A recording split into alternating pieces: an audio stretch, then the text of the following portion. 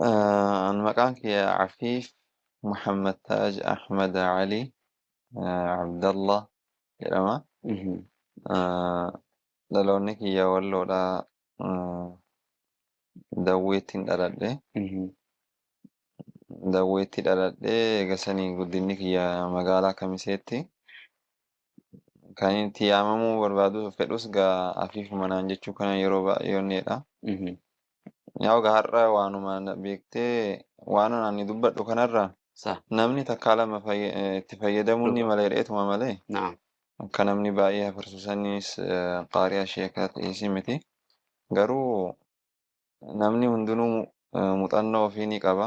صح. Sanirraa namni xiqqoon irraa fayyadamu hin dhabamu. Mhm. Sanumaaf inshaallahi hafiifuma jedhe amma. Afiifuma.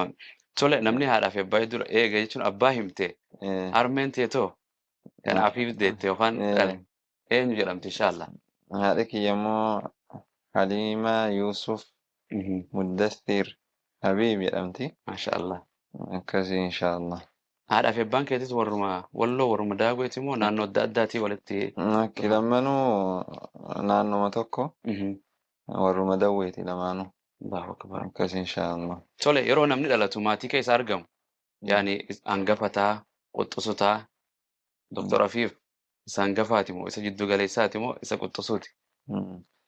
Ani hangafa Mhm. booda egaa ijoollee meeqa jira naa gadi namalee nama 8tu jira egaa. Allahu Nu akbar. walumaa galatti 9 Mhm. anatu hangafa egaa. Darraa dhiirri 5 nadhoon immoo 4. Afur. Maashaallah. Abbuma keenya abbuma Muhammad Taaju mara argatan jechuudha. Maashaallah. Yaani tole yaani egaa yeroo namni dhalatu gariin Oromoon tun baay'een isii qubsumaan baadiyyaa qubatti. Gariin baadiyyaa dhalata, gariin magaalaa dhalata. Haa ta'u eessa dhalattee guddatte? Naannoo magaalaati moo baadiyyaa? Sun nu biratti egaa Mhm.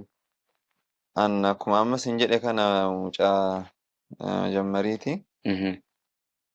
Namni dura dhalatu kun nu biratti haadhi deemtee Mhm. haadha ishii bira deessi. Mana haadha Mana harmeetii. haadhaa deemtee deessi. Mhm. Yaa'u ka lammaffaatis ka sadaffaatis kanuma deeman ni jirani garuu Mhm. baay'inaan ka duraa kana haadha ofii bira deemanii dahan. Mhm. Kanaafuu akka waan kiyya dawwee jirti. Mhm. Amma kanaaf achuma jirti magaalaa Booraadha. Mhm. Yaa'u duraan xiqqoo magaalaa Booraa osoo hin taane